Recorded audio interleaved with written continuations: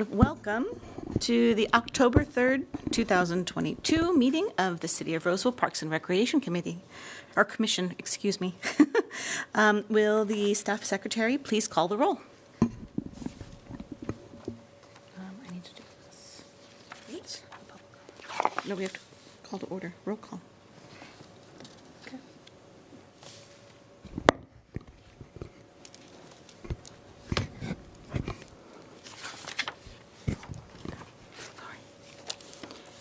Okay, Commissioner Ponchal. Commissioner Stearns. Here. Commissioner Esparza. Here. Commissioner Bridge. Here. Commissioner Suchek. Here. Commissioner Pollock-Cushing. Here. Our new Commissioner Borowiak. Here. Thank you. Commissioner Alexander. Here. Thank you. Will Commissioner Stearns please lead us in the pledge? Sure. I pledge allegiance To the flag of the United States of America and to the republic for which it stands, one nation, under God, indivisible, with liberty and justice for all. Need to push this. All right, I'll try this. All right. Before we get started tonight, we would like to introduce our new commissioner. Jill, did you want to do the introductions? Certainly, thank you. We're very pleased to have Renee Borowiak, did I pronounce that correctly, on joining us on the commission, and I'm going to turn it over to Renee to share just a few comments about herself, and then if you wouldn't mind, we'll just go down the line and you can all briefly introduce yourself to her. So, Renee? Well, I'm excited to be joining you all. My name is Renee Borowiak. I work for the Roseville City School District in the superintendent's office. And my kids, when they were growing up, Parks and Rec were such a huge, huge part of their formative years. We participated in the library programs, the reading over the summers, all the camps that my kids attended throughout all the years. We thoroughly enjoyed softball, for my one daughter, Roseville West Little League. So Parks and Rec, the Parks and Recs have meant a lot to my family as my kids were growing up. Great. Roy, do you want to kick us off? Welcome. Yeah. Introduce yourself. I did not have a speech prepared, but my final couple of meetings, and so welcome. This is a great organization. Roseville is the gold standards of parks in California, so jump in and get your feet wet. Thank you. Welcome. My name is Mike. I don't know how many years, but a couple of years member here, and also have a business just downtown, so I'm kind of centrally located down here as well.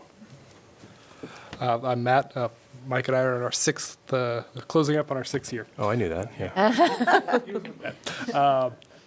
yeah. So 6 years on the commission, and like you, have a couple of kids that take advantage of a lot of the things in the Parks Department has to offer, and just, big proponent of the parks and libraries in general. And I'm Regina Sochek.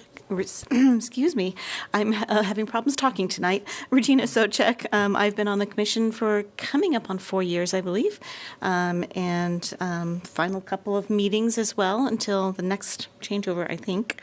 But anyway, welcome, and we look forward to having you on the commission. Thank you. Hi, I'm Sandra Pollock-Cushing. I'm the vice chair, and Regina is chairperson right now. So that'll all be switched up soon. And I have a 6-year-old and a 4.5-year-old, so I'm right in it right now. Yeah. So welcome to the commission, and we look forward to having you. Thank you. So. Thank you. Hello, Renee. Nick Alexander. I'm the elder statesman of the commission. I think this is year 20, I believe. I'll have to go back and do an audit. But I had my son just graduated from UC Davis in June, and I have 3 daughters in college, one at the University of Utah, the other one at the other 2 twins at San Diego State. Wow. So retirement's not on the horizon. Just keep working. Thank you, everyone. All right. So we will start with the agenda item number 4, public comments. Will the secretary please read the procedures for addressing the commission tonight? Speakers have 3 minutes under the public comment to speak on issues that are not listed on the agenda and are within the city's jurisdiction. The Brown Act does not permit any action or discussion on items not listed on the agenda. We will now open public comments. Anyone wishing to address the commission, please come forward to the podium. All right, seeing none, we will close public comments and move to agenda item number 5, approval of the meeting minutes from the August 1st, 2022 meeting. Is there a motion to approve? I'll motion to approve. All right, do we have a second? Second. All in favor? Aye. Aye. Any opposed? All right, this item passes. And moving into item 6. All right.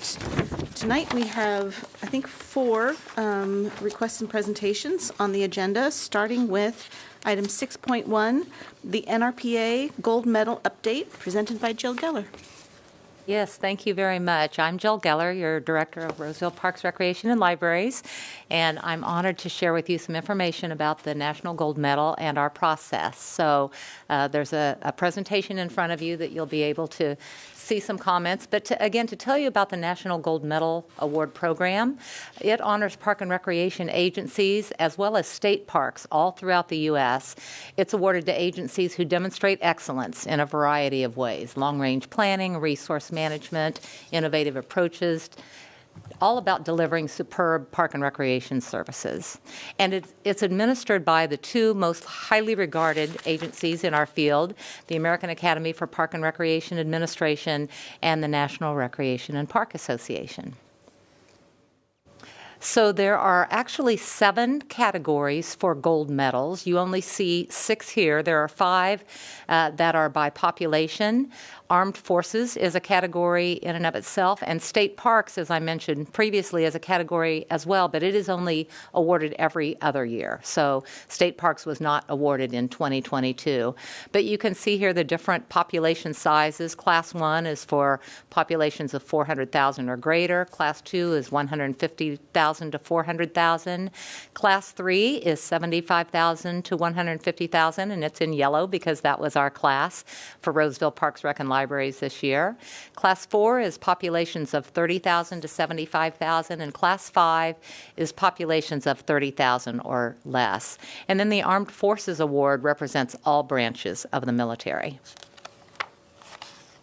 So a little bit of the history of PRL's involvement with the gold medal. We won the gold medal back in 1972. And so here we are 50 years later, exactly 50 years later, and we're a finalist. So we were pretty honored by that. That banner that you see in the picture on the bottom of this slide was sent to us by Musco Lighting. They are a sponsor of the National Gold Medal. And so we have this hanging over in our offices across the street. And Christina, in her good organizational duties, found the original flag from our 1972 win, which you see on the top picture there. So we have these 2 hanging side by side over in our offices right now, and we're just very proud to kind of be back at the top of the heap 50 years later. So the finalists in our class this year, again, we were in Class 3, were Champaign Park District from Champaign, Illinois, our agency, as you're aware, South Bend Venues, Parks and Arts from South Bend, Indiana, and Waukegan Park District from Waukegan, Illinois. Unfortunately, Roseville Parks, Rec, and Libraries did not come away with the grand prize this year. South Bend Venues, Parks and Arts took the prize this year, I'm sure very well deserving. And at each of your places is a brochure from the gold medal ceremony that you can see all the finalists in each of the agencies, as well as a little bit about last year's winners. On page 5, you will see our all of the finalists this year. And then on page 10, which is just in the fold of the magazine, is Class 3. And so you can see a write-up about Roseville Parks, Recreation, and Libraries and a nice picture that we submitted. And I'm not biased by any means, but I thought our write-up was the best and our picture was the best. So next slide, please. So there was a wonderful reception the night before the opening ceremony for the finalists, and you will see here us accepting the award. We were so proud to walk up on stage. I'm with the Assistant City Manager, Dion Louthan, and City Manager, Dom Casey. We were very honored to have them join us at the conference. This all took place in Phoenix last week at the National Recreation and Park Conference, and the other three gentlemen up there are representatives of the American Academy, NRPA, and Musco Lighting. So this is a picture of our entire team that got to attend the reception, and they only allowed 10 attendees per agency, or we probably would have had a few more there. But this is our whole team up on stage as we accepted the award. Yeah, we were pretty excited. We were just really honored to have been in such great company. And so this last photo again is, next slide please, is everyone from our agency that attended the conference. So you see a few more here than you saw at the reception since we were limited in that. But again, we are so proud to have been a finalist this year. Next year, we will likely apply again, and we will be in Class 2 because, as you notice, we were very close to the 150,000 cutoff for Class 3, but that doesn't really worry us to be in Class 2. We'll do just fine. And all of this would not be possible without our amazing staff that work so hard and our Parks and Recreation Commission that provides us so much support along the way. So I brought the actual award as well that I'll let you all touch before you leave tonight. But anyway, very proud to have been a finalist, and I just wanted to share those moments with you.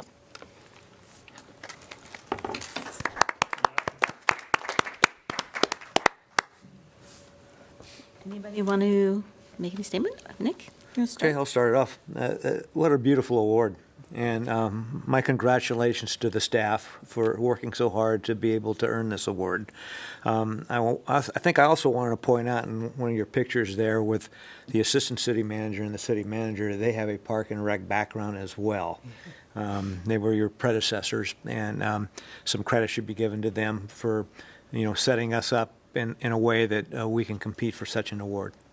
Absolutely. Thank you. All right.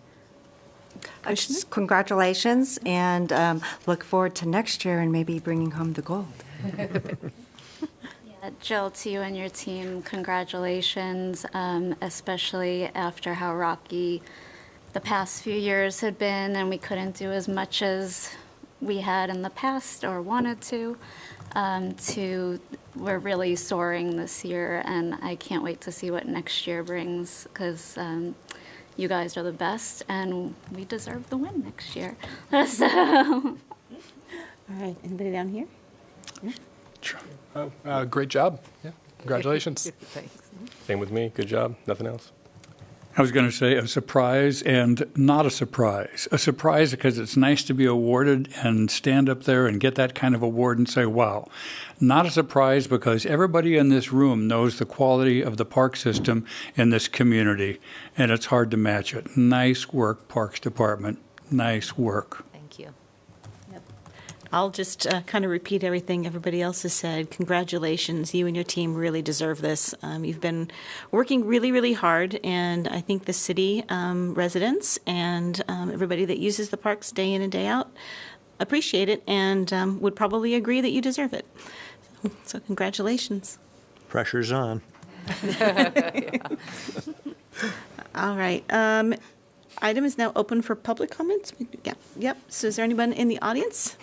There is somebody in the audience. Bruce Adelshelf, Vice Mayor, City of Roseville. Joe, how many folks entered into? Yeah, We don't know more that. than 4, right? Yes, Yeah, more than 4. Yeah. Yeah. Now, I mean, many of you have been out when we have 81 parks now. Am I right? And the uniqueness of each and every park in the city of Roseville represents a character and represents the thought that goes into it.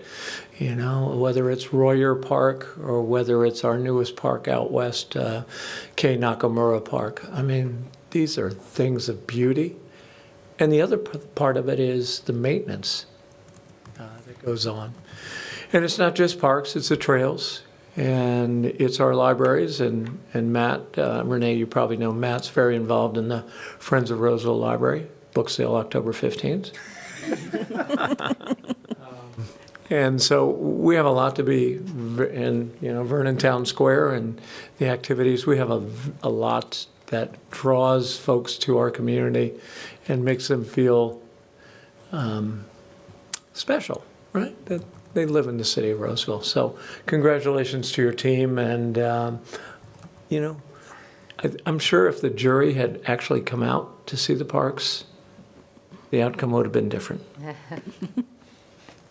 All right. Any other public comments tonight? All right. We'll close that up. So item 6.2 on the agenda, Roseville Youth Sports Coalition project funding approval. Tonight presented, well, I have Christy LaRoche down here, but apparently we don't have Christy here, so. I'm not Christy LaRoche, but I'm Dustin DiPlacido here on behalf of the Youth Sports Coalition. So tonight there is an action item for the commission. I'm here tonight to bring forth a recommendation from the Youth Sports Coalition to allocate resources from the Youth Sports Coalition portion of funding to Roseville Little League. The project includes purchase of an icy machine for their snack bar and the purchase of new field maintenance tools and supplies. Roseville Little League went through the proper project process. At the July 28th Youth Sports Coalition meeting, the coalition approved spending authority to Roseville Little League in the amount of $13,500 from their YSE portion of funding for this project. As a reminder, no city funds are used to fund this project. Each league has a dedicated capital improvement fund, and the reimbursement would come directly from the money set aside in the league CIP. I am happy to answer any questions that you may have about this project. All right, opening this item to comments by the commission. Anybody have any questions or comments? All right, I guess seeing none, we'll just move straight to a motion. Do I have a motion to approve the Youth Sports Coalition? Sorry, can I interpose? Sure. Can you open it up to public Oh, I'm sorry, thank you. Yes, thank you for the reminder. Item is open for public comments. Is there anyone in the audience who would wish to address the commission?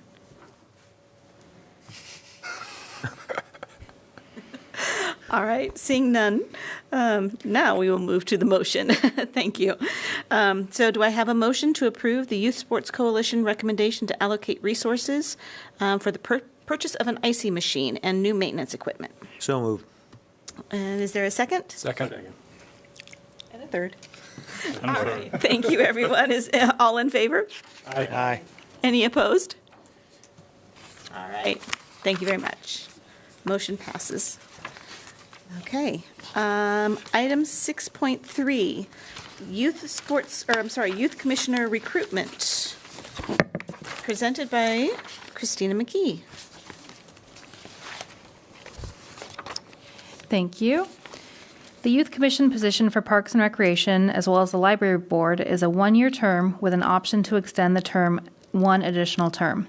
The term for both positions expires December 31st for both positions, and applications for the Youth Commissioner and Library Board position are being accepted in the City Clerk office through October 21st. Once the application process is closed, interviews will be scheduled and qualified applicants will be interviewed on Thursday, November 10th from 3 p.m. to 8 p.m. in the Parks and Recreation Administration Building at 316 Vernon Street, Suite 400. Tonight, I am asking to see if there are 1 to 2 commissioners who would be able to partake in the interview process. Again, that's Thursday, November 10th from 3 p.m. to 8 p.m. All right, is there anybody here that would be willing to sit on the interview panel? I think I can do it. Okay, we've got one. Oh, I'm sorry, what was the dates on that again? November 10th. 10th. Thursday, November 10th from 3 p.m. to 8 p.m.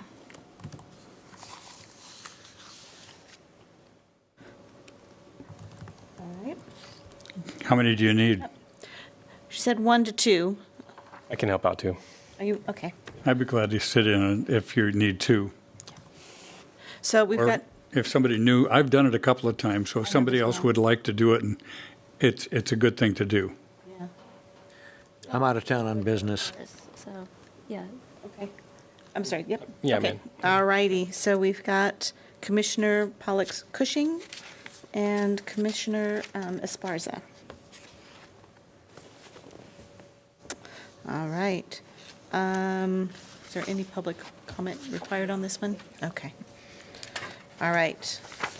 So, you have to take a vote on this one? No. Okay. All right. So we will then move to our last, or actually our next agenda item, 6.4. Recreation programming, presented by Dustin DePlacido and Jake Hassel. Hello, All right. Commissioners. Like I just mentioned, my name is Dustin DePlacido, Recreation and Library Supervisor, and I'm here with Jake Hassel, Parks, Recreation, and Libraries Coordinator. And we're going to provide a program spotlight on recreation programming, specifically our summer camps and some of our year-round sports. We also know that the 49ers are on Monday Night Football tonight, so we'll try to make it quick for you. So to start off our recreation program, some of our goals: introduction to recreation programs, sports, and camps. So typically we're trying to be inclusive, get everyone involved, trying out different things for fun, really give them new experiences. We're not so much the really advanced or competitive. We're more of the recreation side. To provide quality instruction and experiences. So not just good experiences, we want to provide exceptional experiences. We want these participants to go home and tell their family and their friends how much they enjoyed our camps and classes, and really get others involved and want to be a part of our program. To maximize use of facilities, fields, and parks. So like that's been mentioned already, we have fantastic facilities, fields, and parks.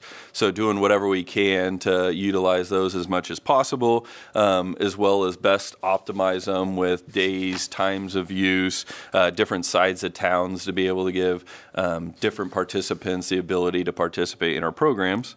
And finally, financial sustainability, so obviously being as fiscally responsible as we can with these programs.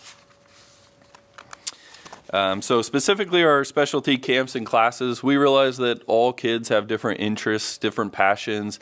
We really want to provide anyone an opportunity to be able to have some fun and be a part of recreation. So whether you're in sports or some of these up here, performing arts or cooking or STEAM, that we have something out there for you that you could participate in.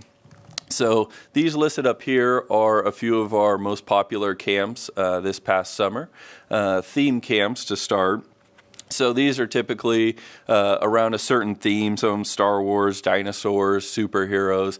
They play games, do activities, arts and crafts around those themes. They're extremely popular this summer, and one that went really well was our kids run their own restaurant. So it was something where they actually created the menus, they cooked the food, they had waiters, waitresses, did the whole process. They absolutely loved it. And then cooking, another big one. So our strategic master plan survey showed that there was a big demand for cooking camps out there, and the public definitely supported this. We had, 6 weeks of camps, 3 a day for 2 hours at a time, and they were all either full, waitless, close to it, different cooking backgrounds, whether it's, Mexican food, Italian food, all different sorts of things, but they were, no matter what it was, they were all very popular. Our STEAM camps are as popular as ever. So 2 big ones are Mad Science, where kids can come do science experiments, activities, as well as Lego engineering, which really teaches the participants about engineering, robotics with the use of Legos. They have different themes with those Legos. That's very successful.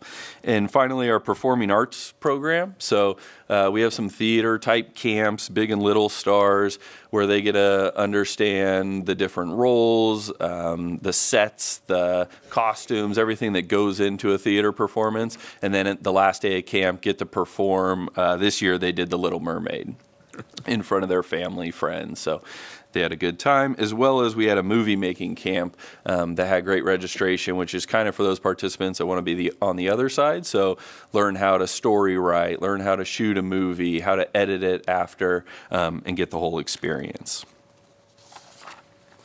So some of our registration and revenue numbers to support this. We didn't think it was quite fair to compare our 22 numbers to 2020 and 2021, obviously due to the pandemic and different restrictions, the max people allowed in different camps in 2021. So to try and be the most fair apples-to-apples comparison, we used June and August of 2019. And as you can see, our numbers have went up both registration-wise and revenue-wise quite a bit. There's a number of different things that we attribute this to. Number one being coming out of the pandemic, people just wanted to do stuff. They wanted to get back out there. They wanted to socialize. They wanted to participate. They wanted to be active. So again, whether that was sports or theater or STEAM, they just wanted to get out there and do things.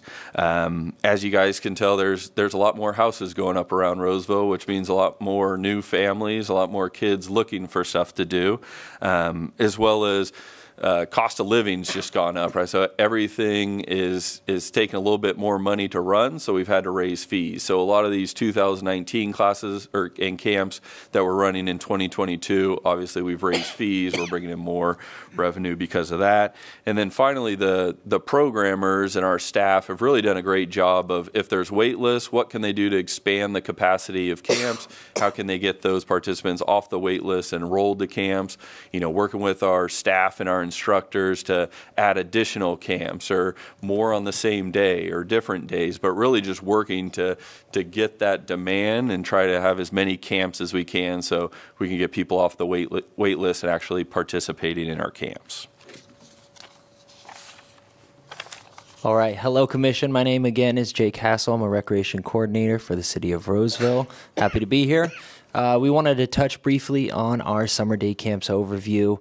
So we have 4 summer day camps up on the screen. If you see, Camp Play is the top left purple one. That is located at Blue Oaks Adventure Club, ages 4 to 6.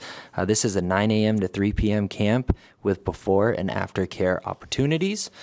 Teen Scene, that is our teen tween ages that we adapt to, located at Vincel Brown Adventure Club, ages 11 to 14, and this is a 10 a.m. to 4 p.m. camp, also with before care and after care options. We have Sparks located at Caseburg Park. This is ages 6 to 12. This is a 12 p.m. to 5 p.m. camp, and this is targeted towards our lower income families, making it a more affordable option for our residents and non-residents out there. Camp Roseville is located at our Mahaney campus at the Roseville Sports Center, ages 6 to 12, and we offer before care and after care for these camps as well. For all 4 of these camps, they partake in games, arts and crafts, sports, pool days, field trips to John's Incredible Pizza, places along the lines of that, Six Flags, some of them too. We have water days as well as dress-up days. Next slide, please. Thank you. Alrighty, so this is our registration and revenue. Again, just kind of like Dustin talked about earlier, we are comparing our 2022 summer camp revenues to our 2019 summer camp revenues for more accurate representations and comparisons. One thing to note here is, just like Dustin said earlier, our coordinators were able to increase the capacity specifically for Camp Roseville from a 60 max participants to 75 max participants pulling from that wait list. A lot of the times we see our wait list sometimes larger than the actual enrollment of the camp itself too. So trying to find ways to be creative to pull from that wait list. We were also able to increase the max participants for Camp Play. This is amongst the earlier decision points, which we have made a direct correlation to the summer day camps revenue increase this year that you see on the screen. Next slide, please. All right, youth sports. Again, like we talked about earlier, we're noticing families are eager to come out and participate with our youth programs. Popular sports that you see here on the screen are programs that we offer, such as Kids Love Soccer, Skyhawks, which offers track and field, baseball, tennis, and volleyball options, as well as Good Sport U basketball. For U Flag football, we wanted to dive into this a little bit more specifically, giving some more details on the program itself. This program is an 8-week program. We have 2 of them that run in the spring and in the fall. Player evaluations, which is run, passing, catching stations, take place prior to the start of each season to ensure fair and equal team roster building. Practices are at Hughes Park South as well as Central Field, and that depends on which division they sign up for, whether that's West or East Side, making practices a little bit more easier for families to get to. And we have games that are out at the Mahaney All-Weather Field on Saturdays. For players, after bringing this program out of the pandemic, we had a total of 349 participants enroll this year. That was for spring and fall. If you look at spring 2022 and fall 2022, we had a total of 187 in spring and 162 in fall. The reason why we had a little bit of a drop in registration in the fall is we usually partner with the local school, Maryhill Academy. They typically bring in 2 to 3 teams, averaging about 30 participants per, but they weren't ready to commit to this returning season due to the pandemic. However, we look forward to working with them in the future. As far as revenue, if you could go back, sorry, I'm still on it. Apologies. As far as revenue goes, for 2022, we are at $47,635 brought in for U Flag football. We have volunteer coaches that are out there as well. In spring 2022, we had 27 volunteer coaches, and for fall, we had 30 volunteer coaches. Fall is our current season that we're in right now, for a total of 57 coaches this year as far as volunteer coaches go. That's both head coaches and assistant coaches. All coaches go through a fingerprint and background check prior to any interactions with our participants, as well as city-led trainings by the coordinator itself, too. We brought in a few new safety measures. Safety is our number one priority with any of our programs. Of course, for this program itself, there's no tackling, there's no blocking. We utilize pocketless shorts to prevent any type of finger dislocations when pulling flags or running. And mouth guards are also required and non-negotiable both in practices and games. As well as all of our officials are CPR, first aid, and AED certified. All parents also must now review and sign a concussion information form, and all coaches must go through concussion protocol trainings prior to the start of each season. We do all of these things, again, to make sure that safety is our number one priority out there. And this is my last portion of it, so this works for this slide. So for staff, while bringing this program back out of the pandemic, we had to find an entirely new group of staff and officials and we had to be creative with our recruitment process. So what we did is we created a creative way to recruit staff. We reached out to local high schools and colleges, local football coaches, and are in contact with local recreation administration teachers in the surrounding high school area to try to pull staff and recruit from those local schools. We are also always looking to hire new officials. So if you or anyone you know is interested and have someone in mind possibly working, let's talk after, and we'll try to see if we can get them on. But other than that, we'll kind of go into the challenges that we've seen this year for these youth sports. Yeah, segueing from that, like Jake touched on, staffing is definitely one of the challenges for our programming team as a whole. Like every industry out there, everybody's going through staffing issues. Sometimes we're going against fast food workers that make $2 an hour more than our staff, So it's really, like Jake had mentioned, finding creative ways to recruit these staff, really show them that what they does matter to our community and they're making a difference to try and, bring on those quality staff. Our facilities. So touching on again, we have fantastic facilities and sports fields, but really it comes down to we have so much demand out there that we could always use more. We could always use more fields. We could always use more facility meeting rooms. We could use specific facilities for, cooking instruction or theater. All those things are out there that we could definitely use more of. Pandemic and COVID protocols, well, this has kind of transitioned more from the participants. Now it's kind of leaning towards staffing, and really it's just the Cal OSHA different protocols that we have to go through. If one of our staff tests positive, a lot of times these staff, as you can see, playing games are in close contact with each other. They have to be tested. It can shut down multiple staff and really hinder staffing, with our camps. And then finally, like I touched on, inflation and cost of doing business. Really, supplies has gone up. All our field trips that we go on have gone up. Equipment, staffing costs. So really everything tied with running a camp, running a program has gone up. So that's obviously a challenge that we have. And then finally, we don't have a slide for it, but really just our successes other than the registration and revenue that we talked about, really is our staff in general, the ones that we have working the camps and programs.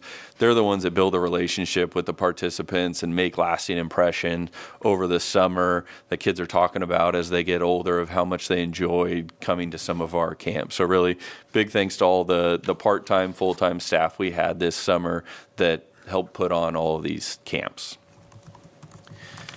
And then I think that is all. So we'd be happy to answer any questions that the commissioners have. All right, open it up. Any commissioner comments? Are the uniforms still sponsored by the NFL? They are. Yes. Like I say, we should appreciate that the NFL does take an interest in youth sports. I've had a little experience in football over the years, but my son participated in this program for 4 years, and let me tell you, I enjoyed coaching in this program as much as if not more, than the older guys. So all I can tell you is keep up the good work and keep this program going because it is special. Appreciate it. Thank you.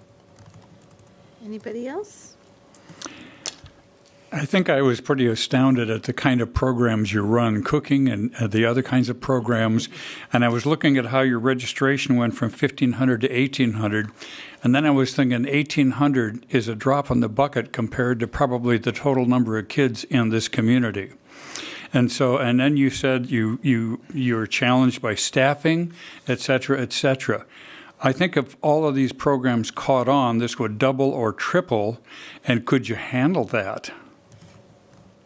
It'd be tough. Again, it comes back to staffing. So we can move. We have so many parks and facilities through Roseville that I think we could find location space-wise.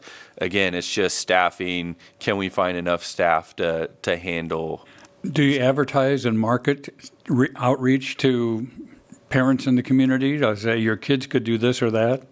Definitely. We have a whole recruitment retention team that puts things out there to local schools and colleges, and basically anything that we print, we try and put the plug out there recruiting new staff. Are there fees for these programs from the parents and kids? Yes. So basically all of our camps are fee-based. It just depends on what they're looking to do, how long the camp is, that sort of thing. Okay. Is there a low-income component of the fees? Yes. So two different, like Jake had mentioned, our Sparks Day Camp is offered at a more affordable rate. It's usually targeted to some lower income families to give them an opportunity to participate in day camps. And we also have a sponsorship program, I think we're calling it now, that's scholarship. That helps provide some lower income families with a certain amount of dollars that they can put towards our program. Well, keep up the good work because quality programs for kids leads to quality adults. Absolutely. My girls have gone through probably a dozen or more different programs, and the ones with the part-time staff and the full-time staff that are City of Roseville are fantastic. They've always been, we've always had an excellent experience with that. So yeah, you're picking the right people and doing a good job training. And then you mentioned Big Stars. the gal who's done that, Robin Walter, she's been doing it for 20 plus years. That Little Mermaid performance was it's 3 weeks, and they get, I think, an hour a day for 3 weeks. And at the end, they put on a fantastic show. It's amazing. So that's a really great program for the kids that like the theater. All right, I'll just say thank you for all the programs. I know I don't have kids, but I hear it from anybody that has kids that have gone through the programs, how much they appreciate them. And I'm glad to see the kind of increased safety protocols around the flag football. Got to keep the kids safe. All right, there's nothing else? Yeah, I'll just add that, I think that these programs are so important for, especially my little guys are starting to get started with them this season. But this PRL magazine, I read them cover to cover when they come out, circling things that my kids might be interested in. And I've noticed in the last 3 years, it's just they get thicker and thicker and thicker with more and more offerings for the little ones, like the cooking classes and the 1 day, 2-hour classes, which are perfect for the little guys. Do one Saturday morning, you're good to go. You're a superhero for the day, as a parent. But this season's offerings, especially, I thought were phenomenal, and really look forward to seeing what's ahead with kind of what was in there this time. So I know my kids were wanting to do everything. So, Right. Thank you guys. Anybody else? All right. One final comment. Dustin, eventually I'll get your name right. One of these days I'll look at it and I'll pronounce it right. All right. Moving on to agenda item number 7, board member, commissioner, staff reports. We'll start over at that table. Jill? Just have a few things to touch on, and Commissioner Pollock-Cushing, I'm glad you mentioned Experience PRL Magazine, because it sparked a memory for me that there was recently a couple of conferences. One was CAPIO, which is the California Public Information Officers Association, and then 3CMA, which is City County Communications and Marketing Association.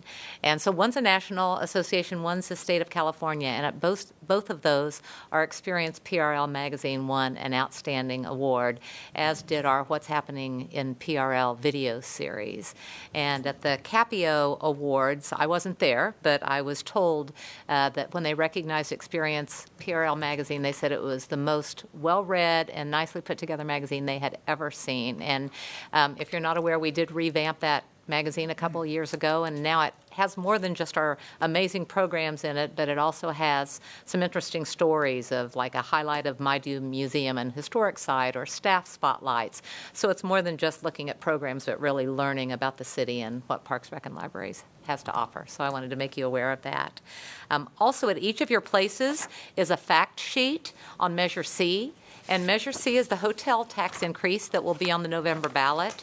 All Roseville residents should have received a copy of this information flyer in the mail in the past few weeks, but I just wanted to make sure that you all were aware of this, and to let you know that more information about Measure C can be found on the city's website, which is www.roseville.ca.us, with the backslash of either Measure C or hotel tax, and you can get a lot of information about this ballot issue that will be on the November ballot.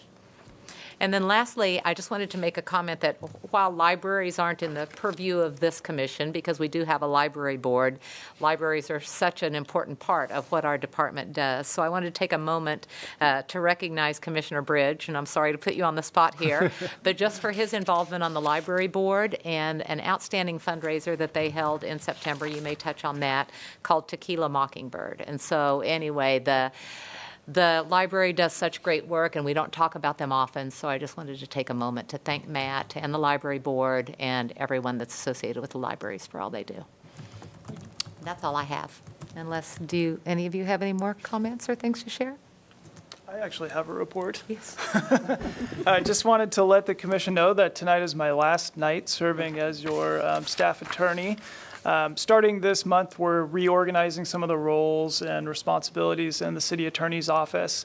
And so Maiten Doan will be your new attorney. Maiten has been with us for over a year. She's been doing an amazing job helping us with all kinds of different things, but including Parks, Rec, and Libraries issues. And she's also the staff attorney for the library board. So you'll definitely be in good hands, but just wanted to make that announcement and let you know it's been my pleasure to serve as your attorney. So thank you. Thank you. All right. Any other reports, comments, Commission? No? Well, so Mike, it was a pleasure having you. So we'll miss you. Regarding the Tequila Mockingbird event, yeah, it was another great event, and we really couldn't have done it without the support staff at the Mahaney Sports Complex and the library. They're wonderful and take care of us. So really appreciate the support that you guys put into helping us raise money for the library. And there are free gifts if you put in.